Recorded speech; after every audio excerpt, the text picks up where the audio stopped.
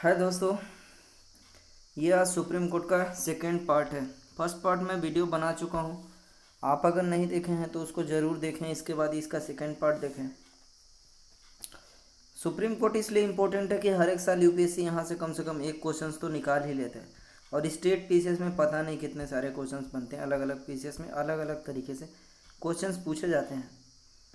तो हम लोग इसके पहले वाले लेक्चर्स में कुछ पढ़ चुके थे कि जैसे कि सुप्रीम कोर्ट का कहाँ कहाँ मतलब उसकी न्याय कैसे गठन होता है, और उसके नियुक्ति के लिए क्या प्रोसीड्यूर है, और उसको हटाने के लिए क्या दिया गया है। और भी चीज़ें हम पढ़ चुके थे, तदर्थ न्यायाधीश की कैसे नियुक्ति की जाती है, वगैरह वगैरह बहुत सारी चीज़ें हम पढ़ चुके थे। और कार्यकारी मुख्य न्यायाधीश का कब नियुक्ति किया जाता है, तदर्थ न्यायाधीश का कैसे, सेवानिवृत्त न्यायाधीश का कैसे किया जाता है। और इसके बाद हम उच्चतम न्यायालय का स्थान पढ़ने वाले थे, और यहाँ से आज सेकेंड पार्ट चालू होता है इसका। तो उच्चतम न्यायालय का जो स्थान है ना, जैसे अभी टाइम पे करेंट टाइम पे बोले तो कहाँ है, दिल्ली है कि नहीं है? बिल्कुल, सुप्रीम कोर्ट अभी करेंट टाइम पे दिल्ली में है। बिल्कुल, अगर सुप्रीम कोर्ट का जो मुख्य न्यायाधीश है वो अगर चाहता है कि भाई दिल्ली से मतलब मान लो कि लगता है उसको कि और कहीं कर सकते हैं, मतलब साउथ में उसको लगता है कि मुंबई कर दें, या फिर उसको लगता है विशाखापट्टनम कर दें, तो कहीं भी किया जा सकता है। कौन करेगा? ये काम सुप्रीम कोर्ट का जज कर सकता है। लेकिन पूछेगा किससे? तो राष्ट्रपति से। किससे? राष्ट्रपति से। ऐसा काम वो कर सकता है, लेकिन राष्ट्रपति के पूछने के बाद ही वो निर्णय ऐसा ले सकता है। यह व्यवस्था जो है ना, जैसे कि मतलब सुप्रीम कोर्ट के जज जो मतलब न्यायालय का स्थान है दिल्ली होना चाहिए कि कहाँ होना चाहिए, यह जरूरी नहीं है। मतलब कि कहीं भी किया जा सकता है, वैकल्पिक है। लेकिन अभी टाइम पे ये चीज़ है, कहाँ पर है? दिल्ली पर है।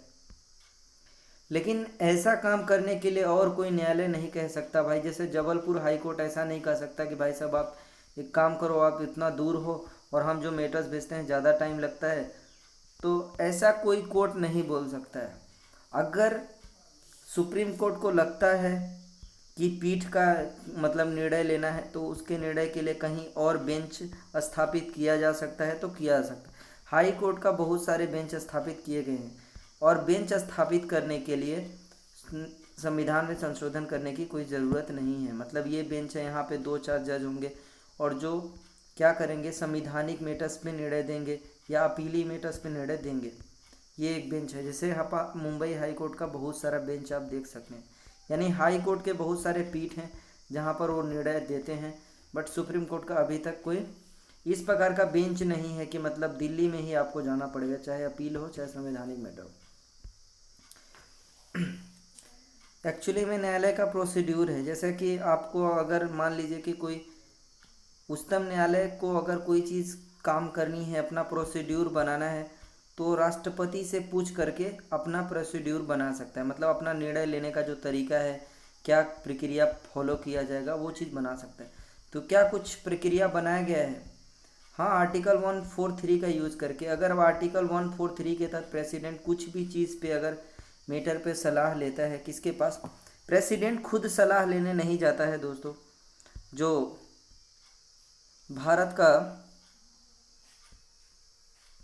भारत का अटॉर्नी जनरल ऑफ इंडिया है, वह एजीआई है, अटॉर्नी जनरल ऑफ इंडिया है, वह सुप्रीम कोर्ट में जाता है। वह केंद्र सरकार का प्रतिनिधित्व करता है सुप्रीम कोर्ट में, और वह 143 के तहत कुछ चीज़ें पूछता है। तो जब ये राष्ट्रपति किसी मामले में सलाह मांगते हैं, अगर वैसे मामले में अगर निर्णय लेना है, जैसे कि मान लीजिए एग्जाम्पल के लिए सीएए पे निर्णय लेना है और राष्ट्रपति कुछ सलाह मांगना चाह रहे हैं सुप्रीम कोर्ट से, तो सुप्रीम कोर्ट के अगर राष्ट्रपति मांगेंगे तो 143 के तहत मांगेंगे वो। तो राष्ट्रपति का जो प्रतिनिधित्व करेगा कई सीए बिल लेकर के जो यहाँ पर जाएगा सुप्रीम कोर्ट में, वो कौन जाएगा? Attorney general of India, AGI जाएगा, भारत का महान्यायवादी। जब वो यहाँ पे पहुँचा तो सुप्रीम कोर्ट को कुछ चीज़ों में मतलब जैसे कि वो सलाह देना जहाँ ज़रूरत है, वहाँ पे 5 जजों की क्या बैठी जाएगी? बेंच बैठी जाएगी। और वो निर्णय कैसे देंगे? खुले में निर्णय देंगे। मतलब सब लोग वोटिंग किया जाएगा, क्या निर्णय आता है क्या नहीं आता है। ये पावर सुप्रीम कोर्ट के पास ऑलरेडी है। अगर कोई विधिक मामलों में आता है, मतलब 143 के तहत नहीं आता है, तो 3 जज भी बैठा सकते हैं और अपना निर्णय अलग अलग तरीके से जज अपना अपना निर्णय दे सकता है। मेजोरिटी से वो पास किया जाएगा। तो उच्चतम न्यायालय की स्वतंत्रता के लिए बहुत सारे काम किए गए हैं। जैसे जज की नियुक्ति, मैं पहले ही बता चुका हूँ कि जज की नियुक्ति भारत में कैसे होती है। एक कॉलेजियम व्यवस्था है, उसके तहत जज की नियुक्ति की जाती है। कॉलेजियम है, कॉलेजियम में कितने जज होते हैं? 4 जज होते हैं सुप्रीम कोर्ट के, और एक मुख्य न्यायाधीश होता है। 5 लोग होते हैं और वो निर्णय लेते हैं। और इसके बाद किसके पास जाता है? वो निर्णय लेने के बाद अपना जो भी मतलब जिसका नाम वो लोग अनुशंसा किए हैं वो राष्ट्रपति के पास भेजेंगे। राष्ट्रपति प्रधानमंत्री या मंत्रिपरिषद से पूछेगा, मंत्रिपरिषद से पूछेगा और फिर नियुक्ति कर सकता है। लेकिन अगर राष्ट्रपति को लगता है तो दोबारा फिर से रिटर्न कर सकता है यहाँ पर कॉलेजियम के पास। कॉलेजियम फिर से सेकेंड टाइम्स मतलब दोबारा फिर से वो नॉमिनेट करके भेज सकती है। इस बार राष्ट्रपति को बात मानना बाध्य हो जाता है, मतलब वो मंत्रिपरिषद से निर्णय लेने के बाद उस जज की नियुक्ति कर देंगे। तो क्या है मतलब कि सुप्रीम कोर्ट के जज को जो न्याय वो अच्छे से दे सकें, उसके लिए किस प्रकार से उसकी स्वतंत्रता सुनिश्चित की गई है उसके बारे में देखते हैं। जैसे नियुक्ति का तरीका मैं बता ही चुका हूँ, कैबिनेट करता है। तो कहीं ना कहीं नियुक्ति कैबिनेट करता है, लेकिन जो जज होंगे सुप्रीम कोर्ट का, जो अनुशंसा है कि कौन आदमी सुप्रीम कोर्ट का जज बनेगा, वो काम कौन करता है? कॉलेजियम करता है। वो काम कॉलेजियम करता है, ये बात आपको याद रखनी पड़ेगी। कार्यकाल की सुरक्षा इसलिए है सुप्रीम कोर्ट के जज को, अगर मतलब आप ऑलरेडी जितने साल तक उसको रहना है, मतलब 62 वर्ष तक, तो इसके पहले उसको हटा नहीं सकते, मतलब कुछ ज़्यादा बदलाव नहीं किया जा सकता। और जो सेवा शर्तें हैं कि उसको पेंशन मिलेगा, वेतन भत्ता मिलेगा, वो सब चीज़ बदला नहीं जा सकता मतलब उसकी नियुक्ति के बाद। और हालांकि संचित निधि से व्यय किया जाएगा। संचित निधि मतलब भारत का जो एक कोखा है, कंसोलिडेटेड फंड ऑफ इंडिया, वहाँ से दिया जाता है। और ये भारित व्यय है, तो इस पर वोटिंग नहीं होती, इस पर वोटिंग नहीं होती। अगर यूपीएससी ऐसा पूछे कि सुप्रीम कोर्ट के जज की जो मतलब जो वेतन है वो कहाँ से दिया जाता है, तो संचित निधि से दिया जाता है, भारत के संचित निधि दिया जाता है, और उस पर वोटिंग नहीं होती है। चर्चा लेकिन की जा सकती है, वोटिंग तो नहीं होती है। न्यायाधीशों के आचरण पर ओके, नॉर्मल प्रक्रिया में आप कर सकते हैं, लेकिन आप मतलब कि नॉर्मल प्रक्रिया पे उसके आचरण पर कि सुप्रीम कोर्ट जैसे कि गलत निर्णय दिया, मुझे पसंद नहीं है, ये कुछ अपने हिसाब से निर्णय कर रहा है, ऐसा आप नहीं कह सकते। ऐसा विधानमंडल में बहस नहीं हो सकता, संसद या राज्य विधानमंडल में बहस नहीं हो सकता। मतलब ये सुप्रीम कोर्ट की कहने की स्वतंत्रता है कि आप किसी के बाद बहस नहीं कर सकते। सेवानिवृत्ति के बाद सुप्रीम कोर्ट के जो जज होते हैं, उसके बाद वकालत पर क्या होता है, उसकी रोक लगा दी जाती है। जिससे कि वो ऐसा इसलिए किया जाता है, ऐसा इसलिए क्योंकि आपको पता है वो सामने वाला जो निर्णय दे रहा है वो ये सोच के निर्णय न दे कि कल के दिन मेरे को दोबारा फिर से जज बना दिया जाएगा। लेकिन इलेक्शन कमीशन को आप देख लीजिए, उसको दोबारा नियुक्ति करने के लिए रोका नहीं गया है, तो मतलब उसका दोबारा नियुक्ति किया जा सकता है।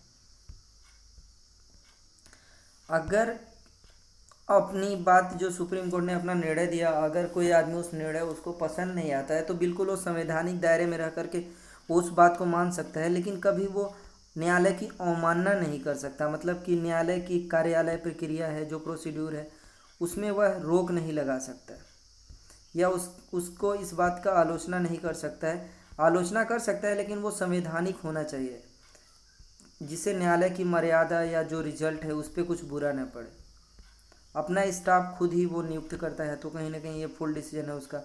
इसके न्याय क्षेत्र में, न्याय क्षेत्र मतलब जिस चीज़ में सुप्रीम कोर्ट निर्णय दे रहा है और संविधान में सब चीज़ व्याख्या है, तो उसको कम ज़्यादा नहीं किया जा सकता। एग्जाम्पल के लिए सुप्रीम कोर्ट ने जब आर्टिकल 13 का जो राज्य का डेफिनेशन आर्टिकल 12 में जो दिया गया है, और सुप्रीम कोर्ट जब आर्टिकल 13 में जो कि नल एंड वाइड करना है किसी भी कानून को, अनुच्छेद 13 में कि कौन सी विधियों को supreme court null and void कर सकती है अगर वो मूल अधिकार का उल्लंघन करते हैं, तो आर्टिकल 32 का यूज़ करके। लेकिन ऐसा हाई कोर्ट भी कर सकता है 226 यूज़ करके। लेकिन जो आर्टिकल 32 है सुप्रीम कोर्ट का मूल अधिकार है, मतलब कहीं ना कहीं सुप्रीम कोर्ट को ऑलरेडी अपने आप में मूल अधिकार है, और सुप्रीम कोर्ट को बोला गया है कि वो नल एंड वाइड कर सकती है। तो संविधान में व्यापक दिया गया है कि सुप्रीम कोर्ट की कार्यप्रणाली के बारे में। कार्यपालिका से पृथक है बिल्कुल, मतलब ये कहीं ना कहीं देखो, वैसे संघीय मामले में क्या होता है, राज्य सेंटर होता है, केंद्र सरकार होती है, आप देख सकते हैं, और एक राज्य सरकार होती है, और दोनों लोग अपने अपने मामले में कानून बना रहे होते हैं।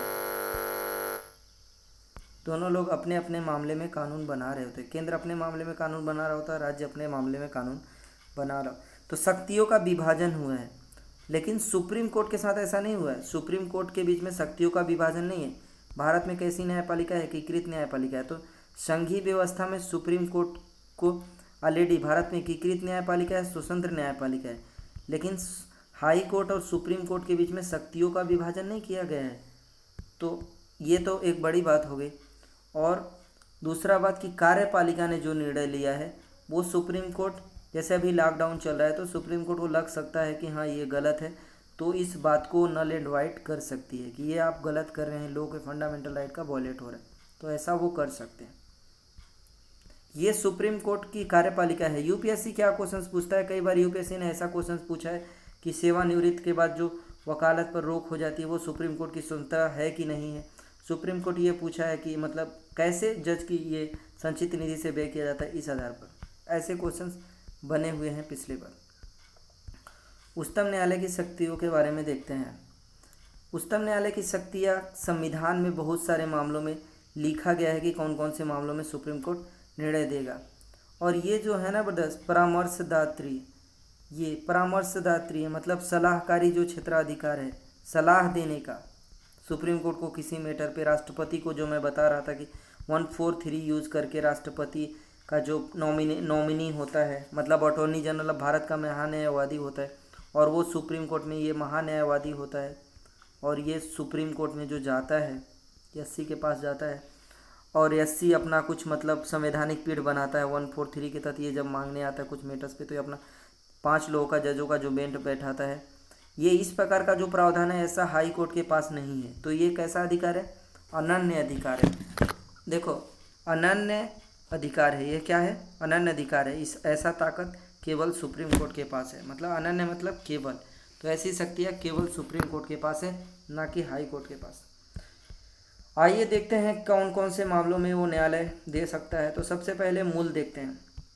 मूल मतलब ओरिजिनल ज्यूरिडिक्शंस। तो सबसे पहले किसके पास ओरिजिनल ज्यूरिडिक्शंस है? Supreme court. कौन से मामलों में ओरिजिनल ज्यूरिडिक्शंस है? मतलब ऐसे मामले हाई कोर्ट में नहीं पेश किए जा सकते, ऐसे मामले सुप्रीम कोर्ट में ही पेश किए जाएंगे। जब विवाद संघीय न्यायालय की निर्णय देता है। बिल्कुल, मतलब अगर मान लीजिए कोई सेंटर कानून बना रहा है ना, मान लीजिए सेंटर ने अभी क्या बनाया, NIA की नियुक्ति करने के लिए कुछ बनाया था, मतलब आतंकवादी जैसी गतिविधियां को रोकने करने के लिए NIA को काफ़ी ज़्यादा पावरफुल बनाया गया था। और NIA को इतना पावरफुल बना दिया गया कि इसके जो लोग होंगे, मतलब ये जो पुलिस अधिकारी होंगे, ये लोग किसी आतंकवादी को पकड़ सकते हैं इंडिया के बाहर।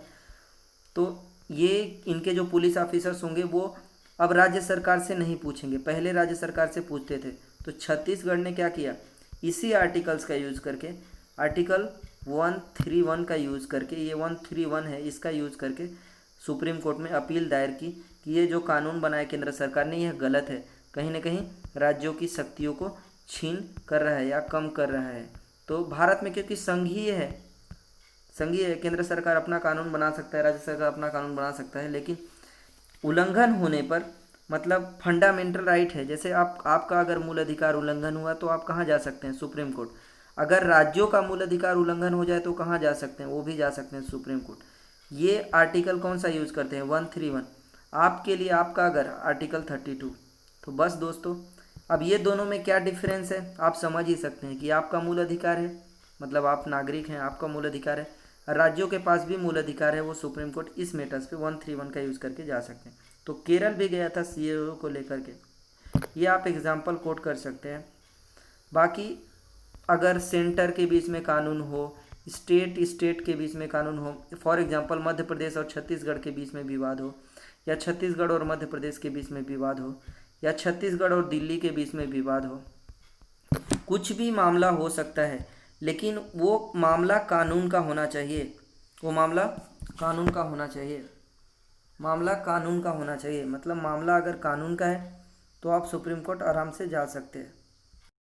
मामला कैसा होना चाहिए? तो मामला कानून का होना चाहिए। कानून का मतलब कानून बना के कोई काम किया गया है वो गलत है कानून, तो आप सुप्रीम कोर्ट जा सकते हैं, मतलब राज्य सरकार सुप्रीम कोर्ट जा सकती है। अगर मध्य प्रदेश छत्तीसगढ़ के बीच में विवाद है या मध्य प्रदेश केंद्र सरकार के बीच में विवाद हो, तो सीएए को लेकर किसके पास विवाद था? केरल सरकार को, इसलिए वो गया। और राज्य सरकार को एनआईए को लेकर के विवाद था तो छत्तीसगढ़ सरकार गया। तो ये कहीं ना कहीं आर्टिकल 131 का इनका मूल अधिकार है भाई। लेकिन ये केवल आप इस प्रकार का जो काम है, आपको पहले ही मैं बता चुका हूँ, सुप्रीम कोर्ट का विशेषाधिकार है। अगर यूपीएससी पूछे कि किस मामलों में मूल क्षेत्राधिकार है, अनन्य अनन्य अनन्य अनन्य है मतलब केवल है, केवल है। किसके पास है?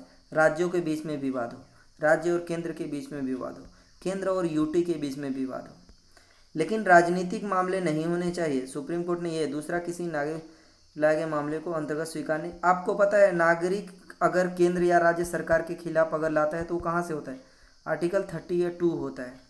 आर्टिकल 32 होता है अगर नागरिक लाता है। लेकिन राज्य जब लाता है तो वो कौन होता है? आर्टिकल 131 होता है। तो नागरिकों के खिलाफ ऐसे मामले नहीं सुने जाएंगे। नागरिकों के खिलाफ मामले, ये उसका अनन्य अधिकार नहीं है, अनन्य अधिकार नहीं है। इस नागरिकों का अगर मूल अधिकार गलत होता है तो आप हाई कोर्ट भी जा सकते हैं, सुप्रीम कोर्ट भी जा सकते हैं। लेकिन राज्यों का अगर मूल अधिकार होता है तो अनन्य है, मतलब ऐसा केवल सुप्रीम कोर्ट आर्टिकल 131 का यूज करके कुछ भी निर्णय दे सकता है अगर कानून खराब हो तो।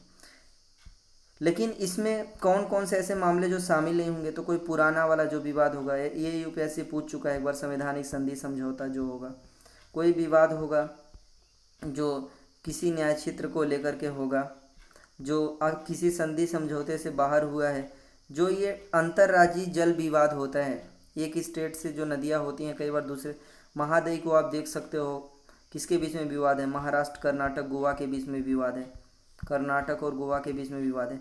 तो ऐसे विवाद सुप्रीम कोर्ट इस आर्टिकल से नहीं हैंडल करता, क्योंकि आर्टिकल 161 और 162 में ये बात लिखा गया है कि सुप्रीम कोर्ट को रोका गया है कहीं ना कहीं, ऐसे मामलों को सुप्रीम कोर्ट अपना निर्णय नहीं दे सकता।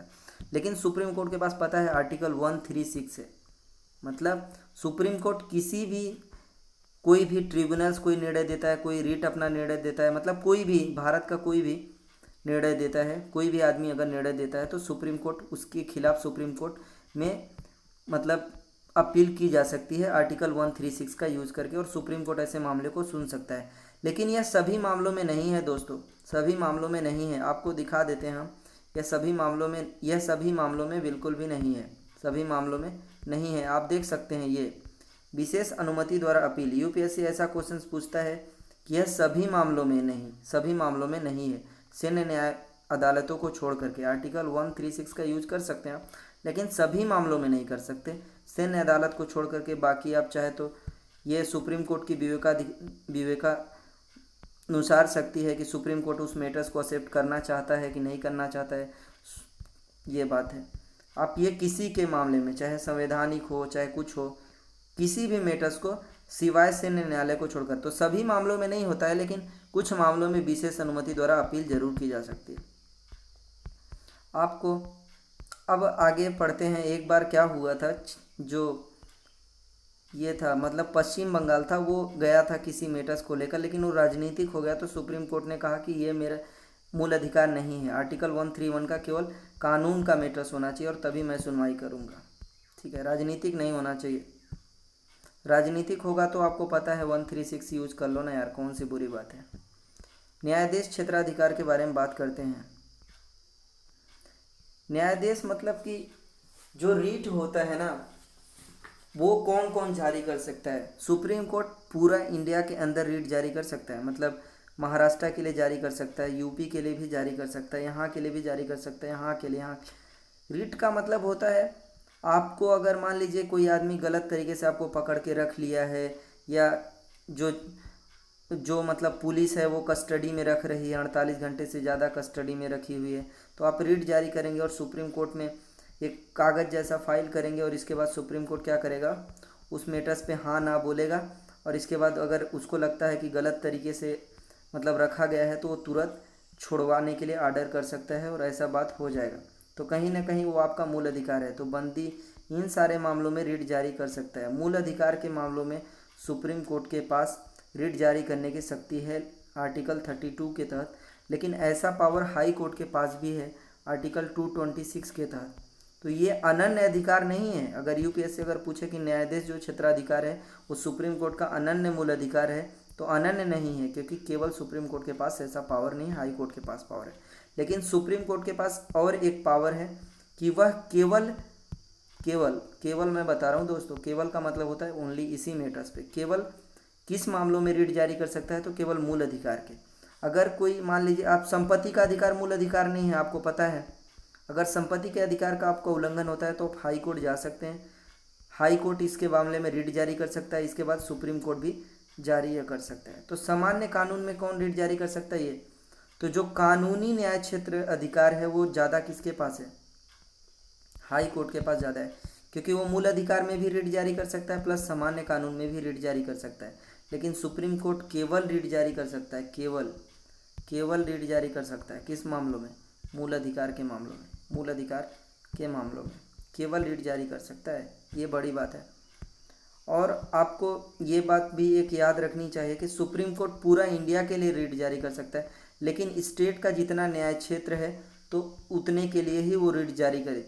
तो अगर क्षेत्रीय न्याय क्षेत्र बोले तो किसका ज़्यादा है, मतलब कि किसका ज़्यादा है? क्षेत्र के हिसाब से, एरिया के हिसाब से बोले तो सुप्रीम कोर्ट का ज़्यादा है, पूरा इंडिया में लागू होता है, वो रिट जारी कर सकता है।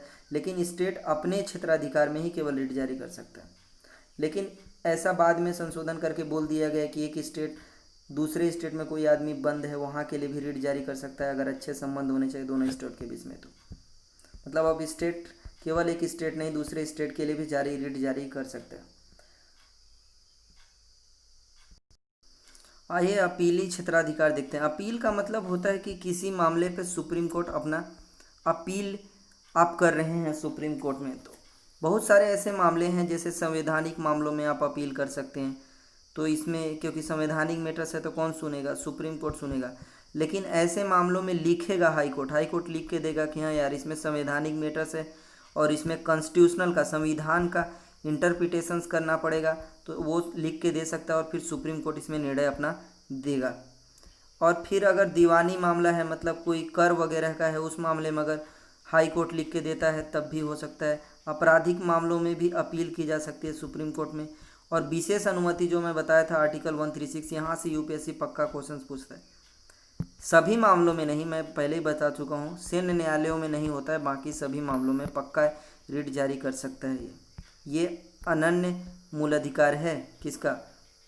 अपील का ऐसा अधिकार है, मतलब अपील से नहीं रोका जा सकता सुप्रीम कोर्ट में, चाहे कुछ भी हो जाए, अपील से नहीं रोका जा सकता। तो संवैधानिक मामलों को आइए देखते हैं। अगर कॉन्स्टिट्यूशनल का व्याख्या करना पड़े, जैसे धर्मनिरपेक्ष एक कॉन्स्टिट्यूशन की विशेषता है, अगर सुप्रीम कोर्ट को लगता है कि हाँ इसमें संविधान की व्याख्या करना पड़ेगा तो वो संविधान की व्याख्या कर सकता है।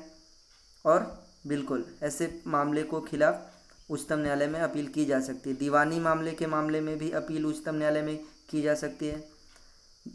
पूरक प्रश्न, मतलब पूरक प्रश्न का मतलब होता है मामला है सामान्य महत्व का, लेकिन लगता है कि दूसरा कुछ भी इसका निर्णय हो सकता है, ठीक है, तब किया जा सकता है, जिसका निर्णय उच्चतम न्यायालय द्वारा। और ऐसा कौन लिख के देगा? तो उच्च न्यायालय ऐसा लिख के दे कि हाँ यार इसमें पूरक प्रश्न बन जाए, मतलब दूसरा भी निर्णय हो सकता है मेरे हिसाब से, और लगता है मुझे कि उच्चतम न्यायालय में जाना जरूरी है, तो फिर किया जा सकता है। आपराधिक मामलों को में भी किया जा सकता है। यदि उच्च न्यायालय ने आरोपी व्यक्ति को आदेश को पलट दिया और उसे सजा, मान लीजिए किसी आदमी को छूट दे दी, हाई कोर्ट ने बोल दिया था कि भाई अब तुम सज़ा काटने लायक नहीं थे, अब तुम्हारी सज़ा ख़त्म हो गई, और अचानक उसको मौत की सज़ा दे दे, या फिर किसी भी आदमी को फांसी की सज़ा दे दे हाई कोर्ट, तब भी आप सुप्रीम कोर्ट में जा सकते हैं और सुप्रीम कोर्ट में नहीं रोक सकता कोई भी आपको इस मामले में। किसी अधीनस्थ न्यायालय ने मामला लेकर आरोपी दोष सिद्ध किया और सजाए मौत दी हो, सोच लीजिए, सीधे दोष सिद्ध साबित कर दिया हो और सीधे फांसी की सज़ा लिख दी हो, तब भी कर सकते हैं। यह प्रमाणित करे कि उच्चतम न्यायालय में जाने लायक है ये मामला, हाई कोर्ट ऐसा प्रमाणित करे। और बाद में ऐसा भी है कि किसी व्यक्ति को उम्र कैद होता है या 10 साल का ज़्यादा सज़ा होता है, तब भी आप अपील कर सकते हैं। मतलब इस मामलों में बोले तो दंडिक अधिकार के मामलों में, दंडी अपील अधिकार के, या किसी आदमी को जो अधीनस्थ न्यायालय है किसी आदमी को उम्र कैद की सज़ा दे देती है, लेकिन पहले वो छूट दे दी थी, मतलब पहले किसी आदमी को बोल दी तुम 1 साल सज़ा काटो, बाद में बोल दी यार तुम अब 20 साल सज़ा काटो, तब भी कर सकते हो। अगर इसने फांसी की सज़ा बोली है तो आप हाई कोर्ट में अपील कर सकते हैं, और हाई कोर्ट अगर प्रमाणित करे सुप्रीम कोर्ट में, और ये नहीं भी प्रमाणित करे तो भी आप सुप्रीम कोर्ट जा सकते हैं।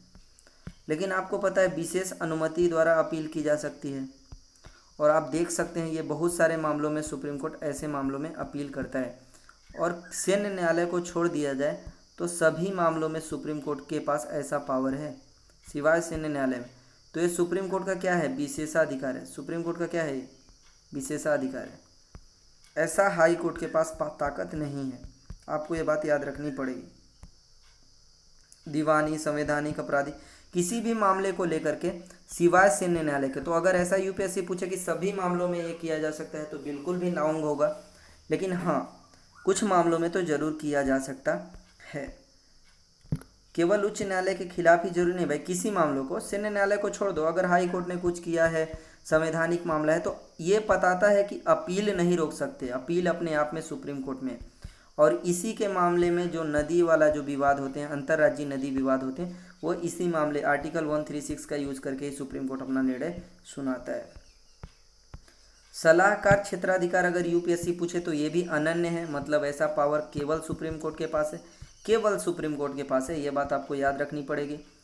हाई कोर्ट के पास ऐसी पावर नहीं है, ना ही अधीनस्थ न्यायालय के पास ऐसी पावर है, और ऐसा पावर संविधान ने दे रखा है। 143 के तहत राष्ट्रपति अब पूछता है। तो कुछ ऐसे मामले होते हैं जिसमें कानून का मैटर्स हो, और कुछ ऐसे मामले होते हैं जो संवैधानिक संधि या समझौता हो गया हो, और जब वो उससे कुछ विवाद उठ जाता है तब आप सोच सकते हैं पहले वाले मामले को लेकर के, मतलब इस मामले को लेकर जो सार्वजनिक महत्व का मामला है, इसमें सुप्रीम कोर्ट मना कर सकता है कि मतलब मैं इस पे नहीं है, कुछ भी अपना सलाह देने से मना कर सकता है। लेकिन इस मामले में अगर कोई भी होगा, मतलब संधि समझौतों के मामले में कुछ भी मैटर्स होता है, तो सुप्रीम कोर्ट मना नहीं कर सकता, मतलब उसको सलाह देना पड़ेगा। सलाह लेने का प्रोसीड्यूर क्या है वो मैं बता देता हूँ। सबसे पहले राष्ट्रपति का जो नॉमिनी होगा वो कौन होगा, भारत का महान्यायवादी, भारत का महान्यायवादी, वो जाएगा सुप्रीम कोर्ट में। सुप्रीम कोर्ट से 143 के पास वो पूछेगा कि भाई आप क्या बताते हो इस मैटर्स में, तो सुप्रीम कोर्ट अपना कुछ भी निर्णय दे सकता है भारत के महान्यायवादी को। भारत का महान्यायवादी राष्ट्रपति के पूछ जाके बताएगा कि ऐसा सुप्रीम कोर्ट बोल रहा है। लेकिन ये राष्ट्रपति पर बाइंडिंग नहीं होता है, राष्ट्रपति माने न माने उसकी मर्जी है। सुप्रीम कोर्ट के पास भी ऐसा है कि हर एक मामलों में वो नहीं सलाह दे सकता है, इस मामलों में सलाह वो नहीं दे सकता है, लेकिन इस मामलों में अगर सलाह संवैधानिक संधि समझौता है तो उसको देना पड़ेगा। आज तक सुप्रीम कोर्ट ने कितने सारे सलाह दिए हैं वो आइए कुछ देख लेते हैं। जैसे दिल्ली में दिया था, बेरूबारी में दिया था, बेरूबारी आपको याद होगा, बेरूबारी में दिया था अपना मामला, और बहुत सारे मामलों में यार 2G स्पेक्ट्रम में दिया था। ठीक है। अभिलेख न्यायालय का मतलब होता है कि अभिलेख है, मतलब मिट नहीं सकता कोई चीज़, मतलब कि सुप्रीम कोर्ट ने अपना जो निर्णय दे दिया है, हाई कोर्ट को बात माननी पड़ेगी, चाहे कुछ भी हो जाए, चाहे कुछ भी हो जाए, अगर वो आधार हो जाता है। और हाई कोर्ट ने जो बात बोल दी है वो अधीनस्थ न्यायालय को माननी पड़ेगी, ये स्वीकार्य है। तो आइए देखते हैं क्या लिखा हुआ है। मतलब ये अभिलेख न्यायालय है, अभिलेख मतलब एकदम नोट है कि तुमको ये बात मानना पड़ेगा, जैसे नोट लिखा रहता है ये काम करें, ऐसा कुछ है। उसके फैसले सर्वकालिक अभिलेख साक्ष्य के रूप में रखे जाएंगे, मतलब अगर कोई आदमी अपना हाई कोर्ट कुछ भी निर्णय ले रहा होता है तो वो ये बात मान के चलेगा अपने दिल या दिमाग में कि भाई मुझे सुप्रीम कोर्ट ने जो निर्णय दिया था पिछले आधार पर वो भी, और आप अगर यूपीएससी आईएएस ऑफिसर बनेंगे तो आप भी सुप्रीम कोर्ट ने जो निर्णय दिया है उसी आधार पर आप निर्णय ले सकते हैं। ठीक है, इस आधार आपके लिए भी एक आधार होगा। अगर आप ऐसा नहीं मानते हैं, अभिलेख न्यायालय है और उसने जो निर्णय दिया उसको कोई आदमी नहीं मानता है, तो आपको पता है जेल भी भिजवा सकते हैं, 6 साल के लिए जेल भिजवा सकते हैं। और अगर कोई नेता होता हो तो उसको मतलब चुनाव लड़ने से भी मना किया जा सकता है। दंड देने के लिए शक्ति न केवल उच्चतम बल्कि ऐसे अधिकार उच्च न्यायालय, ये जो सब जो अगर न्यायालय की अवमानना करता है, मतलब न्यायालय ने जो निर्णय दिया है उसको नहीं मानता है, इसमें 2 तरीके का अवमानना है, एक सिविल अवमानना है, एक आपराधिक अवमानना है। और आपको पता है सिविल अवमानना का मतलब होता है नॉर्मल है, नागरिक के लिए है, आम आदमी है। मतलब कि जो सुप्रीम कोर्ट ने मान लीजिए कि रात को निर्णय दिया कि रात को 6 बजे से आपको बाहर नहीं निकलना है, मान लो ऐसा एग्जीक्यूटिव दे सकता है ऑर्डर, लेकिन ऐसा कुछ कानून दुनिया में नहीं है। और सुप्रीम कोर्ट को आर्टिकल 142 बताता है कि जब इंडिया में कुछ भी कानून नहीं है तो सुप्रीम कोर्ट उस मामले के लिए कुछ समय के लिए कानून बना सकता है। तो जब बना दिया इसने कानून कि आपको रात को 6 बजे के बाद बाहर नहीं निकलना है, और आप निकल गए भाई साहब, आपको चढ़ गई ना इसलिए निकल गए, तो आप सोच लेना सिविल अवमानना हो गया। ठीक है। और आप आपराधिक तब होता है जब अपराध करो, मतलब सुप्रीम कोर्ट ने कोई निर्णय दिया तो आप उसको मतलब उसको बोल रहे हैं कि ये गलत निर्णय दिया, और ऐसे सामाजिक प्रवेश मतलब कर रहे हैं जिससे सुप्रीम कोर्ट का जो निर्णय देने की शक्ति वो कहीं ना कहीं कम हो जाएगी, या सुप्रीम कोर्ट में कोई जाना ही नहीं चाहेगा कोर्ट में, तब क्या हो जाएगी, या न्यायिक प्रक्रिया में बाधा पहुंचा दिए आप, सही तरीके से काम सुप्रीम कोर्ट को नहीं करने दे रहे हैं। तो आपको इतना याद रखना पड़ेगा कि सुप्रीम कोर्ट के पास सिविल अवमानना है, और कौन सी अवमानना है, आपराधिक अवमानना है। लेकिन अगर कोई कार्यवाही हुआ, जैसे अयोध्या मामला हो गया, उसके तहत अगर सुप्रीम कोर्ट ने अपना कुछ निर्णय दिया तो उसमें क्या हो सकता है, निष्पक्ष उचित आलोचना कर सकते हैं आप, कोई दिक्कत नहीं है, लेकिन निष्पक्ष होना चाहिए। ऐसा नहीं कि सुप्रीम कोर्ट का वो बाइज्जती आप सुप्रीम कोर्ट के मतलब विशेषाधिकार का आप उल्लंघन कर रहे हैं, या हाई कोर्ट का आप उल्लंघन कर रहे हैं, या अधीनस्थ न्यायालय है, डिस्ट्रिक्ट कोर्ट है, वो भी अगर निर्णय दिया उसको आप नहीं मान रहे, तो भैया आप जानो, आपका काम जाने, आपको सज़ा हो सकती है। न्यायालय। ओके, आपको कैसा लगा आप ज़रूर बताइए। Thank you so much. हमारे चैनल को ज़रूर सब्सक्राइब करें अगर आपको अच्छा लगता है तो।